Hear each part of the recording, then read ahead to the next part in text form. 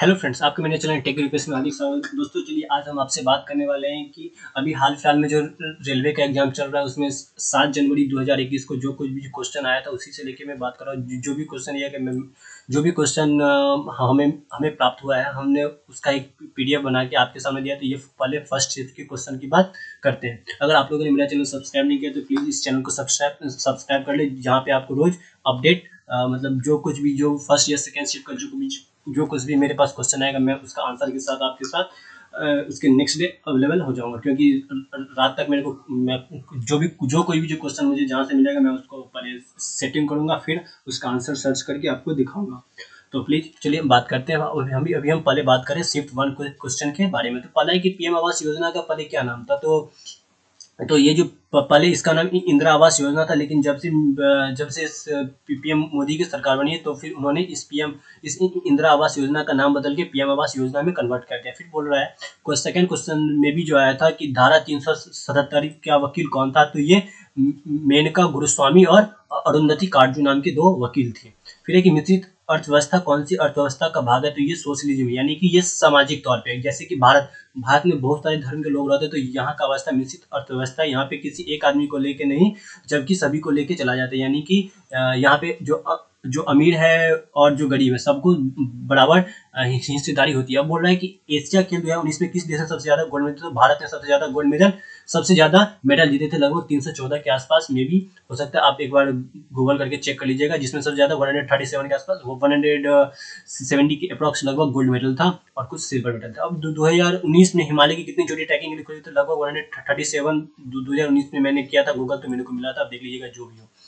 अब है कि 2019 में भारत की जीडीपी की रैंक कितनी है। तो भारत की जीडीपी रैंक 5 थी 2019 में, लेकिन कोरोना वायरस के कारण भारत अब 2020 में 6th रैंक पर आ चुका है।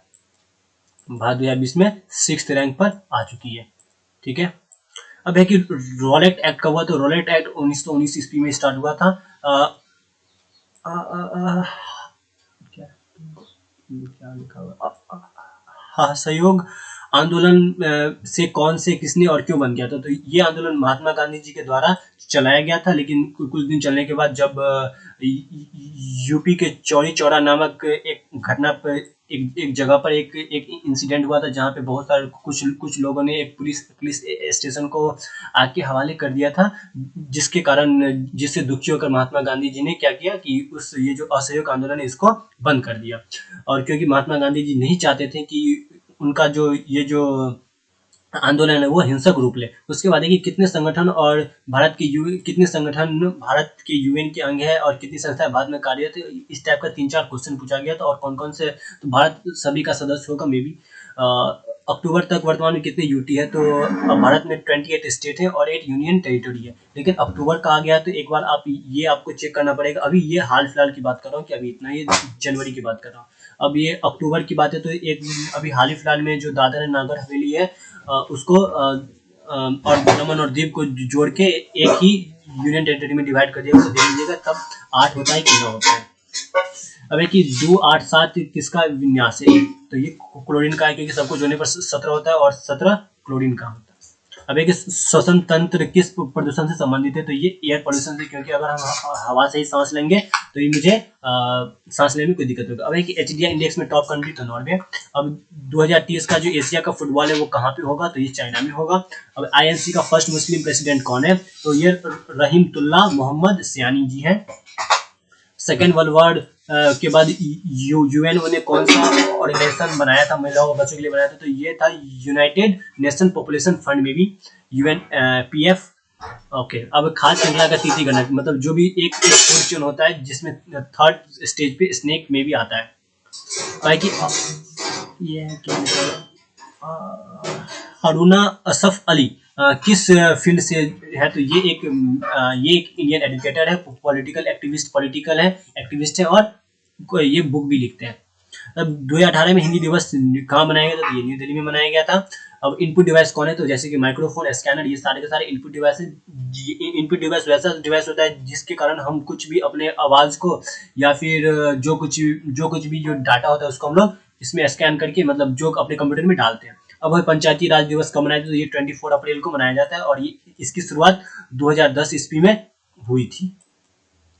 कि भारत चाइना से जो कुछ भी भारत चाइना के बीच में होता है, इस उससे लेके कोई क्वेश्चन मिला था, तो ये इशू, तो भारत का चाइना के साथ भी जो सीमा मिलता है, तो एक नॉर्थ ईस्ट वाले पार्ट में होता है, यानी एक इस वाले पार्ट में होता है, एक यहाँ पे इसका सीमा है चाइना के साथ भारत का, और भारत का एक सीमा यहाँ पे और एक लद्दाख की तरफ है। तो इसमें जो जो जहाँ से भी क्वेश्चन आएगा, तो इसी हाल फिलहाल से क्वेश्चन आया था, इसके बारे में पूरी जानकारी नहीं मिली है। अब एक तानसेन मकबरा किसके द्वारा बनाया गया, तो ये जो तानसेन मकबरा है, ये अकबर के द्वारा बनाया गया था, और ये जो तानसेन है, ये एक बहुत ही अच्छे महान भारत के म्यूजिशियन थे।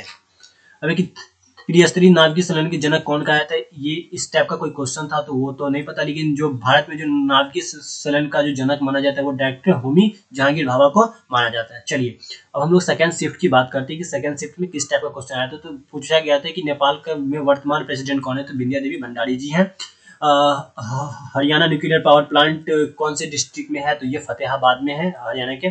फादर ऑफ अर्थ को तो ये देख लीजिएगा क्या लिखा हुआ है आपको, इराटोथेम्स है, इराटोथेम्स है, इराटोथेम्स, मे बी थेम्स, जो भी हो।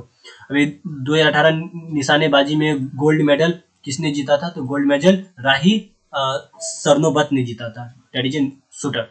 अब है कि चंद्रगुप्त नहीं, यहाँ पे चंद्रयान में भी होना चाहिए, क्योंकि ये जीएसएलवी है, तो ये चंद्रयान है।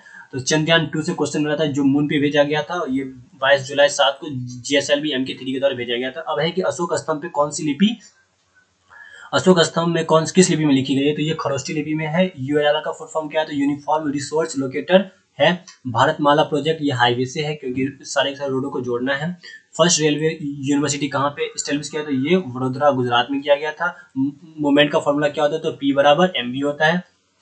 Smallest unit of the human body क्या होता है, तो सेल, यानी जितने भी जो ह्यूमन बॉडी है सब सेल से मिलकर बना हुआ है। देखिए घरेलू मधुमक्खी का वैज्ञानिक नाम क्या है, तो बस जो भी छोटी मधुमक्खी है उसका नाम एपिक्स फ्लोरिया है। भेड़ों और पहाड़ी मधुमक्खी को एपिस डोरसाटा कहते हैं, देसी मधुमक्खी को एपिस सिराना इंडिका, और इटालियन या यूरोपियन मधुमक्खी को एपिस मेरीफेरा कहते हैं। ये सब बहुत सारे मधुमक्खी को का नाम है। अभी कि 2019 का बजट किसने पेश किया था, तो ये पीयूष गोयल जी के द्वारा पेश किया गया था। और राज्यसभा के फर्स्ट सभापति यानी फर्स्ट प्रेसिडेंट कौन है, तो दैट इज डॉक्टर राधाकृष्णा, क्योंकि और यही फर्स्ट VC भी थे अपने, और जिनके नाम पे हम लोग 5 सितंबर को टीचर्स डे सेलिब्रेट करते हैं। अभी ग्रामीण कल्याण योजना कौन से वर्ष शुरू हुआ, तो ये 2016 में शुरुआत किया गया था। अब एक नवाचार इंडेक्स यानी कि ग्लोबल इनोवेशन इंडेक्स में भारत का रैंक 48 है। ये तो पूरी तरह से कंफर्म नहीं था कि 2018 या 19 किसका पूछ रहा है, लेकिन ये 2020 का में भी है। निम्नलिखित में कौन सी गैस नहीं है, तो ये सोडियम गैस नहीं, सोडियम इज मेटल। अब एक इनपुट और आउटपुट डिवाइस, तो मैंने इनपुट डिवाइस के बारे में बोल ही दिया था। और जबकि आउटपुट डिवाइस की अगर हम लोग बात करेंगे, तो आउटपुट में स्पीकर, आपका विंडो स्क्रीन, जो कुछ भी होता है, ये सब क्या है, फोन का स्क्रीन, ये सब आउटपुट डिवाइस है। अब लेकिन नोबेल पुरस्कार कहाँ की संस्था, तो ये नोबेल पुरस्कार स्वीडन की जो एक संस्था है वो देती है। अब एक ओपेक में कितने मेंबर है, तो ओपेक में 13 मेंबर है। नवंबर 2020 के अटॉर्नी जनरल कौन है, तो के वेणुगोपालन है। और 2000 अब ये इनका कार्यकाल हाल फिलहाल में समाप्त हो रहा है, और ये इनकी जगह पे कोई और आने वाले हैं। अब एक स्वनिम चतुर्भुज योजना किन शहरों को जोड़ता है, तो ये दिल्ली, मुंबई, कोलकाता और चेन्नई को जोड़ता है। अगर हम लोग भारत का मैप बना के देखते हैं, तो भारत का मैप इस तरीके से है, इसमें या ऐसे थोड़ा सा नीचे से चेंज हो गया, ऐसे करेंगे तो यहाँ पे दिल्ली है, यहाँ पे कोलकाता है, यहाँ पे मुंबई है, और यहाँ पे चेन्नई है। तो ये 4 शहर को जोड़ने के लिए ये दैट इज स्वर्ण चतुर्भुज योजना। अब एक UCFBB का फुल फॉर्म क्या है, ये अपना देख लीजिएगा। धन्यवाद दोस्तों, प्लीज इस वीडियो को शेयर कीजिए, लाइक, और जो कोई भी प्रॉब्लम हो तो आप हमें कमेंट करके बता सकते हैं। धन्यवाद।